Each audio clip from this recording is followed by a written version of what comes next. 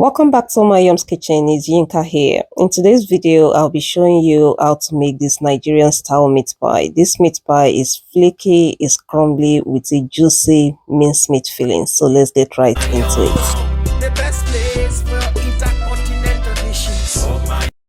First, I'm going to start by preparing my meat pie filling. Usually, I like to do this a day in advance so that I don't have too much to do. But if I have to make everything in one day, it's also fine. So I added a bit of oil into a pan, added my sliced onion, sauteed that a little bit, and then I came in with my minced meat. Once you tip in your minced meat, you want to break it apart like I'm doing here, because once it starts cooking, it's going to clump up, but I don't want for that to happen. I mean, you just want to make sure that you break the meat down into manageable sizes. Next, you're going to be adding in your diced potatoes, Irish potatoes, diced, and that is going to be going into my meat. I haven't added any seasoning yet. We're still going to get to that, but you want to start by adding everything in just the way I am doing. Next, I came in with my carrots and then I added that into the pan as well.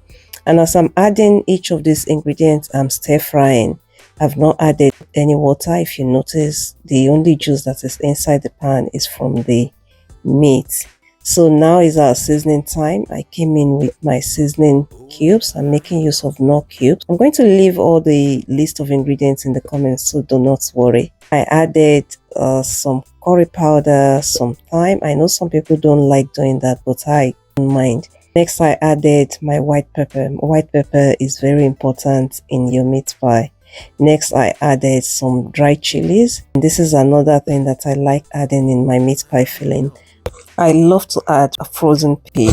Trust me, the peas has a nice texture that it adds into the filling, so you can try it out. But if you don't want it, you can totally leave it out as well. I added some water, give the pan a cover. Next, I went to prepare my thickener. This is just flour and some water, and I'm going to whisk that together. That is going to be going into the fillings later on to thicken things up. Please check the description box for list of ingredients and measurement. Now it's time to add in the thickener into the fillings, and this is after cooking and stir frying everything for about 10 minutes, and this is what we have. Once you've added the thickener and you've mixed it into the filling, you want to turn off the heat and leave the meat pie filling to cool down. If you're making your fillings in advance, you just want to leave it to cool, then pack it up and keep it in the fridge. If you're making your pie the same day, you just want to leave it to cool and go ahead to prepare your dough. So in a bowl, I've added my all-purpose flour. Next, I added in my nutmeg for flavor. I added a bit of baking powder. I added some white pepper. I added some salt and mixed that together. Next, I came in with my margarine. The quantity of my margarine is exactly half of the weight of my flour. So here I'm making use of 1 kilogram of all-purpose flour. So my margarine is 500 grams. So I fluffed that into my flour. I crumbled it with the tip of my fingers here. And this is what you should have after doing that for a while. Next, I whisk 1 egg. And to that, I added some fresh milk. Whisk it together. And that is my liquid going into my dough. I added some water into that as well. You may mix the water into the egg and milk, or you may just tip it in the way I did. So you want to start to almost like as if you're crumbling it in again, because you don't want to knead this dough. You don't need to knead your meat pie dough, and you just want to mix everything together like this. And at the end of the day, this is what my dough looks like. Guys, I know a lot of people don't make their dough like this, but trust me, this results in an extra flaky and crumbly textured meat pie. Cover it with a cling film and leave it in the fridge to rest at least 30 minutes. While your dough is resting, you want to prepare your baking tray as well as start to preheat your oven. I lined my tray with parchment paper. If you don't have parchment paper, you can brush your tray with some butter or some oil. So after about 30 minutes, this is what our dough looks like. It's still very soft, but it's no longer sticky. So you're going to be working with some extra flour. So you want to sprinkle some flour on your rolling mat and then Take a chunk of the dough and put it on the mat like this. And I'm going to be showing you two ways of cutting the pie. First, I'm going to be making use of a round object like this small dish. Just use it to cut a circle in the middle. You need to press it hard into the dough so that you have a nice circle like this, and trim off the edges. You know, anything with a round edge will do the job. And then you fill it with your meat pie filling. This is me using the meat pie filling the following day.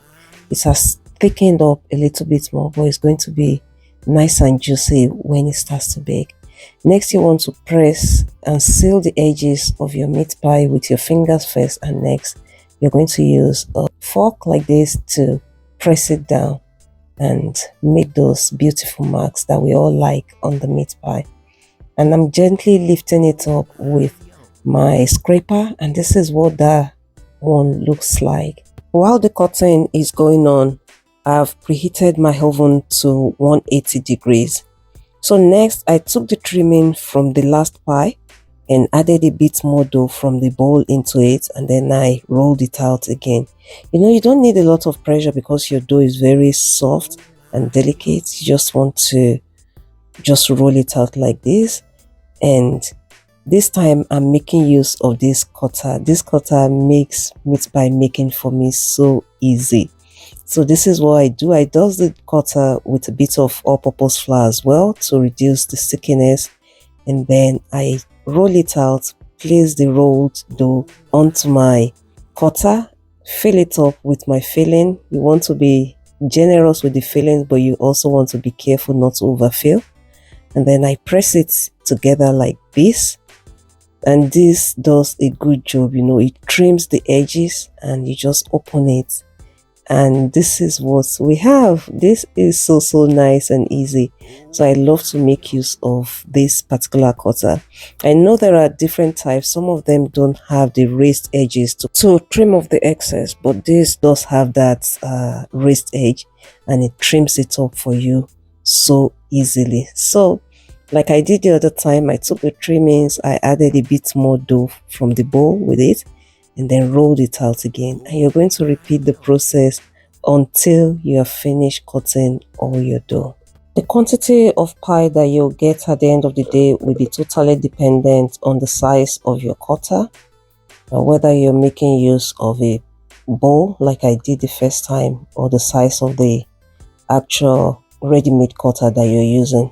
My cutter usually gives me about 25 pies from 1 kilo of flour, and this is just the right size of pie for me. It's not too big, it's not too small, and it's just perfect. Remember, when you cook, you know, just try to do whatever works for you. Don't let anybody intimidate you. In terms of how you cook, you know, you can come to YouTube and get more tips, but it's not to totally change how you do things, because we're all made differently for a reason.